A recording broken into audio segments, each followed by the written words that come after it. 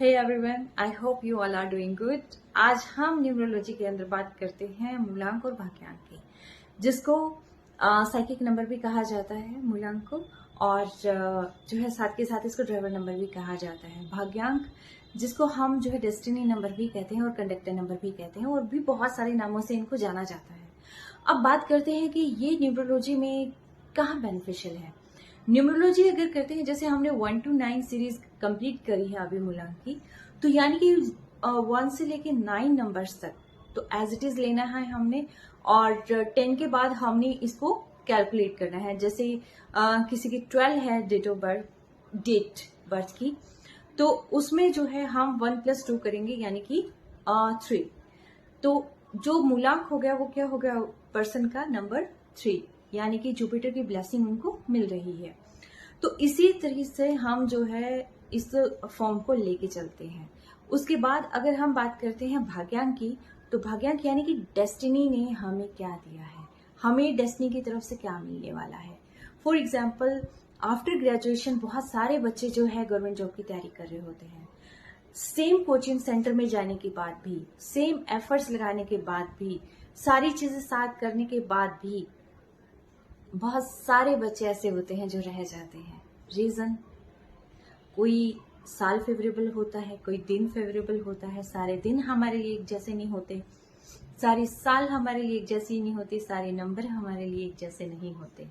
ठीक है, यानी कि हम कुछ नंबर का आशीर्वाद, कुछ नंबर्स की ब्लेसिंग्स अपने साथ लेके आते हैं, लेकिन कुछ नंबर्स की रेमेडीज हमें करनी पड़ती है। हमें सभी प्लैनेट्स की ब्लेसिंग लेने के लिए हम सभी एलिमेंट्स को ब्लेस करके चलते हैं, बैलेंस करके चलते हैं।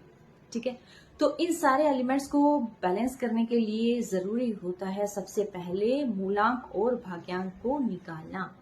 अब मूलांक हमने निकाल लिया था, ठीक है, यानी कि मूलांक क्या होता है, किसी भी व्यक्ति का बेसिक नेचर, किसी भी व्यक्ति की प्रकृति क्या है। ठीक है, काम करने का तरीका क्या होगा, कोई व्यक्ति किस प्रकार का काम कर सकता होगा, क्या अचीवमेंट वो ला सकता है, किस फील्ड में वो जा सकता है, किस तरीके से वो बोल सकता है, क्या वो हीलिंग कर सकता है, क्या वो बेस्ट एडवाइस दे सकता है, या ट्रस्टवर्दी नहीं होगा। ठीक है, तो ये सारी चीजें हमें किससे पता चलेगी, मूलांक से। ठीक है, कोई भी व्यक्ति किस प्लैनेट की ब्लेसिंग लेके आया है। हालांकि प्लैनेट की ब्लेसिंग आती है हमारे पूर्व जन्म के कर्म के हिसाब से।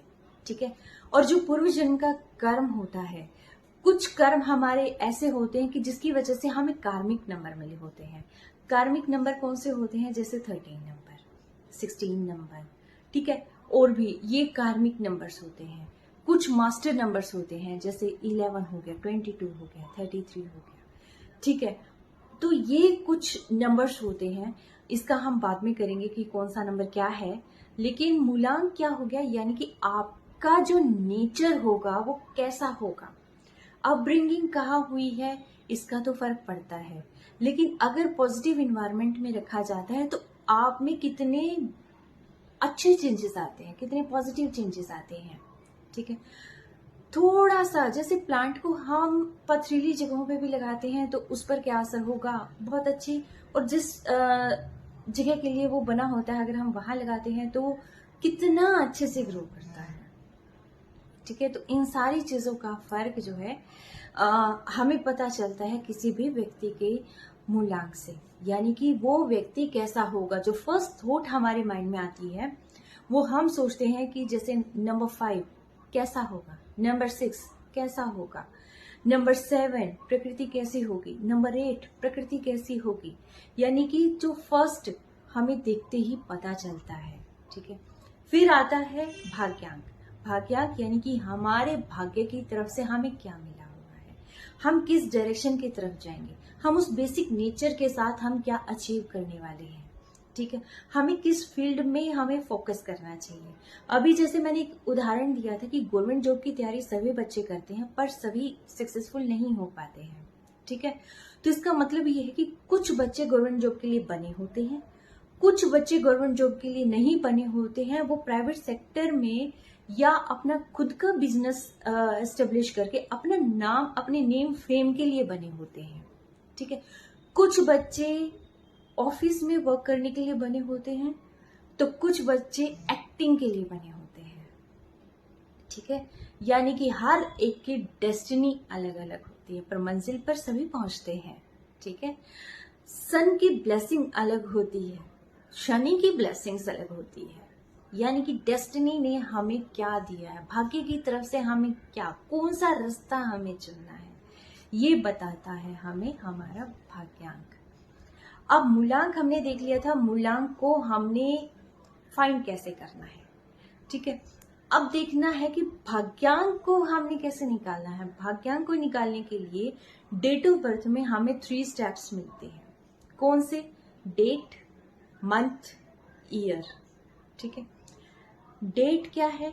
जैसे फॉर एग्जाम्पल अगर मैं लेती हूँ 11, ठीक है, जो कि मास्टर नंबर भी है, तो 11 हो गया। और मंथ ले लिया मैंने नवंबर, और ईयर ले लिया मैंने 2011। अब हम इनको हर एक नंबर को हम प्लस करते चलेंगे, ठीक है। जैसे 11 हो गया 1 + 1, नेक्स्ट 11 हो गया +1 +1 +1, फिर नेक्स्ट हमने ईयर को भी इसके अंदर मर्ज कर दिया, +2 +1 +1। हम इसमें 0 को प्लस नहीं करते हैं, 0 को न्यूमरोलॉजी में ऐड नहीं किया जाता है। अब इसको कैलकुलेट करने से नंबर आ गया 8, यानी कि शनि। अब हमने जो देखना है वो देखना है कि जो आपका मूलांक हो गया और जो भाग्यांक हो गया, क्या वो एक दूसरे से मैच करते हैं, क्या कंपैटिबल हैं। अगर कंपैटिबल नहीं है तो इसको हम ऐसा कैसे बना सकते हैं, ऐसा कौन सा रास्ता अपना सकते हैं कि जिससे हमें मैक्सिमम बेनिफिट्स मिले, ठीक है। तो वहां से इनकी चेक होती है कंपैटिबिलिटी। अब जैसे अगर मैं बात करती हूँ, किसी का मूलांक 1 है और भाग्यांक अगर किसी का 9 है, दी बेस्ट कॉम्बिनेशन राजा का और सेनापति का। राजा ने जो सोचा सेनापति ने परफॉर्म कर दिया। राजा ने सोचा मुझे कलेक्टर बनना है, सेनापति सेड ओके बॉस, लगते हैं, ठीक है, और रिजल्ट पॉजिटिव, ठीक है। अब कई बार क्या होता है कि आपका एंटी भी आ सकता है। अब सेनापति की जगह वहां शनि भी आ सकता है, तो सूर्य और शनि जो कि एक दूसरे के अगेंस्ट भी है, टोटली एंटी है, ठीक है। तो उसके अंदर कौन सा रास्ता ऐसा अपनाया जाए कि जिससे हमें मैक्सिमम प्रॉफिट मिले। यानी कि न्यूमरोलॉजी में मूलांक और भाग्यांक बहुत जरूरी है। अब क्वेश्चन आता है क्या इसी से न्यूमरोलॉजी कंप्लीट हो जाएगी? Then answer is again no, क्योंकि इसके अंदर जो है सक्सेस नंबर भी निकाला जाता है, कुआं नंबर भी निकाला जाता है, पर्सनल ईयर भी निकाला जाता है, पर्सनल मंथ भी निकाला जाता है, ठीक है। इसके अंदर बहुत सारी, इसमें यौगिक प्लान्स भी चेक किए जाते हैं, other numbers, missing number, repetitive number, बहुत सारी चीजें आती हैं। और प्लस आपका नेम नंबर होता है, आपका मोबाइल नंबर होता है, ये सारे नंबर कैलकुलेट किए जाते हैं। इवन दो आपका गाड़ी नंबर भी होता है, और तो और आपका बिजनेस अगर आपने कर रखा है, कंपनी अगर आपकी है, तो उसका नाम भी होता है, उसका नाम नंबर होता है, क्या वो मैच करता है? तो बहुत सारी ऐसी चीजें हैं जो एक दूसरे से हमें मैच करानी होती है। तो ये होता है न्यूमरोलॉजी के अंदर पूर्ण मंथन, फुल एनालाइज, ठीक है। और कहीं पर भी, जैसे फॉर एग्जांपल एक मैं छोटा सा उदाहरण देती हूँ, जो न्यूमरोलॉजी है लोशो ग्रिड है, लोशो ग्रिड के अंदर नंबर 5 होता है, वो होता है मेन नंबर, बैलेंस का नंबर। लेकिन सेम फेज में अगर मैं बात करती हूँ वैदिक वैदिक न्यूमरोलॉजी, उसके अंदर नंबर 7 नंबर होता है मेन नंबर, ठीक है। तो यानी कि न्यूमरोलॉजी बहुत वास्ट है। छोटे से नंबर से, सिर्फ एक नंबर से हम ये नहीं कह सकते कोई व्यक्ति की डायरेक्शन क्या हो सकती है। चीजें बहुत सारी देखी जाती हैं। अगर शादी भी करनी है किसी की, तो उसके अंदर भी देखा जाता है कि क्या नंबर कंपैटिबल है, क्या एक दूसरे के लिए बेनिफिशियल होंगे, क्या एक दूसरे के लिए बहुत अच्छा मैच है। और बहुत बार ऐसा भी फाइंड आउट हुआ है कि मैक्सिमम जो प्रॉब्लम आती है वो कहीं ना कहीं नंबर एंटी होते हैं, जहां पर जो है मैरिज में प्रॉब्लम आ जाती है, ठीक है।